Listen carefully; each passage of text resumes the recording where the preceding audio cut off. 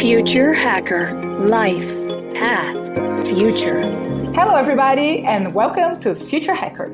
This is your host, Maria Taiji, and today our guest is Lidia Zuin, a journalist and futurologist.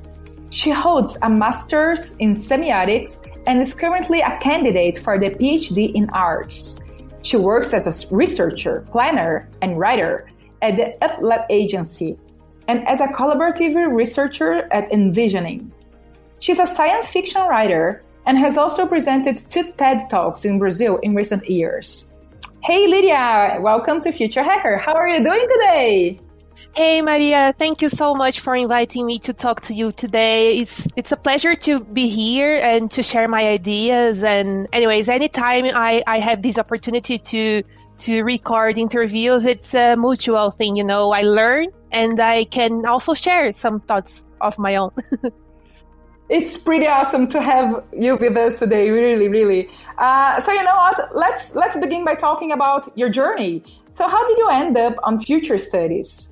And also, what brought you to focus specifically into the study of death?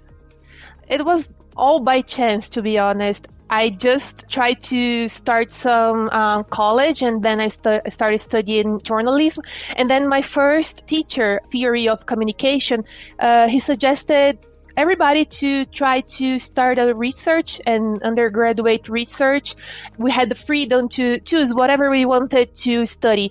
And by that time, I started reading science fiction novels like Neuromancer by William Gibson, and also some Japanese animation like Serial Experiments Lane, which was the subject of my research in the end. And basically, my research was trying to connect what fictional technologies found in Serial Experiments Lane were connected to actual technologies that were being developed by the 90s when it was the time it was released. So, but back in the day, in 2009, nobody talked about futurology or future studies here in Brazil, especially in social communication colleges. So I organized an event with my supervisor in 2010, inviting engineers, physicians, and science fiction fans to talk the relationship between science fiction and technological innovation. But as I said, nobody talked about that. Nobody really cared about talking about science fiction and technological innovation or futurology. So I kind of let that a little bit quiet until 2015. I started writing to some for an American website focused on virtual reality, which was a subject I always loved. Oculus Rift was bought by Facebook, and virtual reality became really a thing, commercialized, and not just science fiction, imaginary technology. By that time, I was invited to talk on an event about the future of virtual reality, and I met now friend called Camila Gattas, who is a futurologist. And when she was presenting her work and her ideas about the future of virtual reality, I saw that and I was like, oh, I did this as a scholar, as an academic researcher, but she was working with the market and with corporations and stuff like that. And I was like, wow, I do that. I already did that when I was an undergraduate student. I started doing some courses about future studies, and in the end, I connected my background in science fiction research and also writing. All the stuff I have been researching in terms of technological development and scientific discovery. But when it comes to death, specifically, it's more abstract, I guess, because I always study subcultures. My final work in my graduation in journalism was about a kind of electronic music subgenre called industrial music. So I was always connected to the goth subculture, and I always liked those darker themes. And well, also because of my personal experiences and losses I experienced as a person, I started to be very interested in the theme of death and how technology and science was addressing this theme currently. And then I found like the books written by Ray Kurzweil, which was already on my radar when I studied Serial Experiments Lane. And I saw that there was this group, this movement called transhumanists, and they were trying to lead to the death of death, as they say. And it was very interesting for me. And for my PhD thesis, I've been studying the relationship between visual arts and how throughout the history of Western art, humans are trying to find immortality through memory in images, and how this led us to the current moment. And when we see scientists as Ray Kurzweil, but also Hans Moravec and Randall Cohen trying to upload human consciousness to supercomputers and make us immortals in avatars. So it was all so connected, and I wanted to understand what was really all about. And supposedly I'm finishing my PhD this year, and hopefully I will be defending my thesis by the beginning of the next year. That's pretty awesome, Lidia. You know what? When it comes to future studies, and this is something that I've been hearing a lot, it just happens in my life, right? And we need to keep spreading the word so people start searching about it. Talking about death of death, you just mentioned mind upload. Do you think this is even possible that we could use in future bodies? And how far are we technologically able to achieve it? So do you think that maybe this is a solution to this so-called end of death somehow? I don't know. From what I'm seeing, there's a lot of ways of trying to reach the point of killing death or reaching the death of death. And there's these people who work with cryonics. There's people working with bioengineering. There's people working with robotics and how to, for instance, transplant a human brain to a robotic body. And there's people also talking about mind uploading. There's a very interesting interview available on YouTube where Martine Rothblatt talks to Ray Kurzweil. And basically they try to really be real about mind uploading and how controversial that is, because we are talking about mind and consciousness. To the day, we don't even know exactly what is consciousness. So how can we actually upload consciousness, which is something we don't understand fully? And then there's a lot of neuroscientists, philosophers, technologists trying to do this, such as Randall Cohen. He says that we don't need to really know the full functioning, the whole functioning of the brain to emulate it in a supercomputer. And on the other hand, we have Martine Rothblatt herself trying to create artificial intelligent beings. She calls it mind files, but it's basically an AI trying to emulate someone. In my researches, it's very controversial and very uncertain because, as I said, we don't know what consciousness is. It's not like it's only found in our brains. Maybe it needs the whole body. Maybe it's not like the combination of all the processes we have in our body in terms of chemical and electric processes. And so then how can we convert that in something that is digital? But this is just a consequence of the way we led our thought here in the Western world. Since we had the creation of cybernetics as a field of knowledge, and then we started to see everything as being capable of being expressed and converted into data. So basically, we could translate any information to zeros and ones in computers and digital form. And then we discovered actually that we could hack matter itself with the development of additive manufacturing industry. And then we have the discovery of the human genome. And then we see, I love this dialogue in Blade Runner 2049 because Kay is checking a library of human and replicant genome, and his girlfriend, which is an AI avatar, she says that we are composed of 4 digits, which is A, G, C, T from our DNA, whereas she is only zeros and ones. So basically we are all seeing things as it was data like we see in The Matrix, that part when Neo looks at the street and he doesn't see the street and people anymore, but actually those codes falling from the sky in the background, the black background, and the code in green. So it's basically like that. So it's a very hard problem. Is it really possible to convert something so abstract for now, which is consciousness, into data?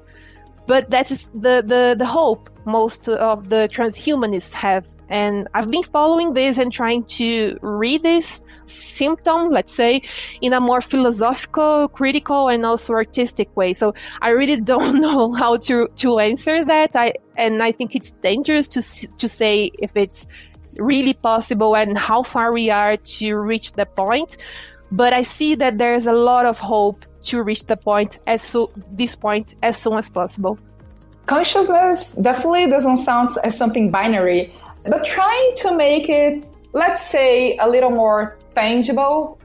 Do you believe that using big artists or big thinkers, historical legacy as a base, that artificial intelligence could be creating new unpublished works by them today? Yeah, some cases like that for like Rembrandt, and also the way they used Michael Jackson's images to create that holographic geek. So I kind of addressed that in my thesis also. Actually, Michael Jackson's funeral is an example I analyzed there. But I believe that when we have this kind of use of artificial intelligence, trying to create new pieces, artworks by people who already passed away, I don't think it's like creating something actually new, but they are doing a pattern recognition. They, like in the case of Rembrandt's project, they made an artificial intelligence read and analyze lots of actual paintings done by Rembrandt, and then it recognizes patterns and could create a new painting. And then they 3D printed it and so on. So I don't think it's really creativity in this sense, but a pattern recognition new product based in pattern recognition product. I wouldn't say that by now AI is capable of creating true art, but maybe in the future when we have general artificial intelligence. But for now, I don't think so. Yeah, makes sense to me. And what about brain expansion? Elon Musk's company Neuralink plans to connect computers to human brains. And it seems it's already working with pigs, right? So the goal is to help with certain health conditions. But let's say that technologies like that becomes a reality and more accessible to regular people. How would it affect the human relationship? Especially when we're talking about, competitive environments, people's performance, professional life. How could regular people actually be competing with the people that are using this technology to enhance physical and psychological and intelligence? Would it be a path to an increasing inequality at this whole new level? Well, this is very troublesome. It is being very well addressed by critics as Douglas Rushkoff, for instance. And there's a very interesting article written by him called The Survival of the Richest. So it's like an adaptation of the concept of survival of the fittest by Darwin. And he alerts to this fact that these kind of technologies and scientific discovery will first just arrive and be available for the richest. And then we are kind of facing a moment when only the richest have access to this kind of technology and therapies, and they are actually trying to flight. They are actually seeing the end of the world and trying to flight from Earth and literally creating colonies on Mars and stuff like that. So it's basically a danger when we think that this kind of discovery and technology can actually intensify the social inequalities we are seeing today. So it's like, if today everybody dies, but maybe some die later and have access to better hospitals and therapies, But in this point, when we talk about immortality, for instance, like transhumanists are aiming to, we will see a moment in history that people will die and some people won't die. So it's very, very different from the context of social inequality, economic inequality we see today. This is a very important thing in terms of ethical questioning on technological discovery and development. I just knew the work of, discovered the work of a German philosopher called Hans Jonas. He's being very used by people who are studying transhumanism in philosophy. Basically, what he says is that it's not because we are able to do something that we should do something.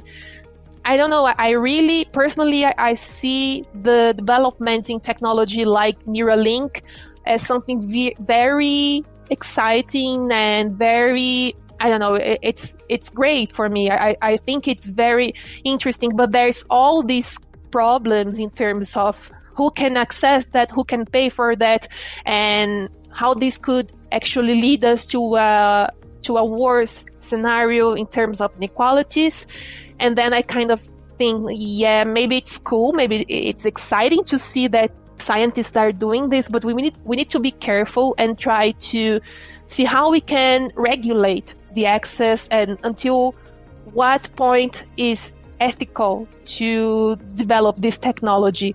And I think this is very important also and very latent here when we talk about bioengineering and genetic edition, because that would be also very problematic if we had like edited people in comparison to non-edited people. So there's a lot of sci-fi about that, like Gattaca, but also Blade Runner. And there's a recent book by Thomas, what's his name again? Metzel.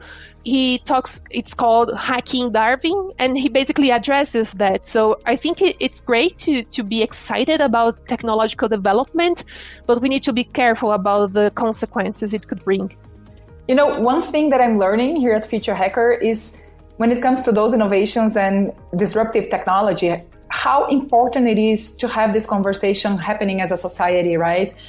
And one of our goals is to make this type of information accessible and available to people, because it's not really something that you see in mass media most of the times. When you see, it's just really brief. And when you search about it, the language sometimes may get too technical. So, you know, making it easy for people to understand this type of discussion and start researching by themselves, right? And there's sure people, professionals like you here to help society have this discussion and get a better understanding. So Lidia, I'm loving our conversation. This is the end of our first episode, but keep listening, everybody, for the next one with Lidia Zuin. Be right back. Future Hacker. Life. Path. Future.